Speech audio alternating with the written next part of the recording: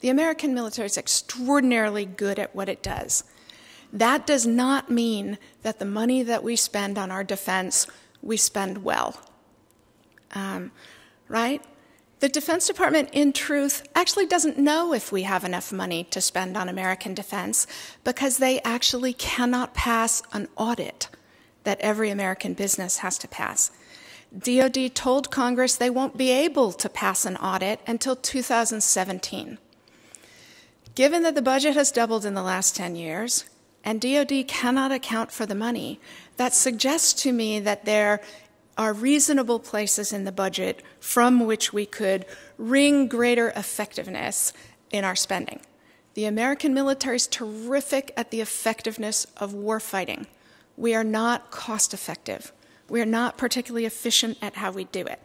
And I would offer you the testimony of General Dempsey, the chairman of the Joint Chiefs of Staff, who said that if we forced ourselves to think, we could probably do this with less resources.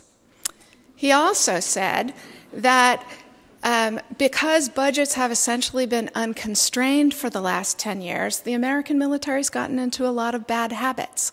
As Admiral Mullen, General Dempsey's predecessor, said, we have raised a generation of military leaders who don't know how to budget because they've never had to do it.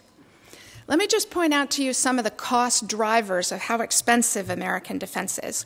GAO determined last year that we wasted $74 billion in the year 2012 because of the procurement process, because of what Senator McCain has described as the military-industrial congressional complex.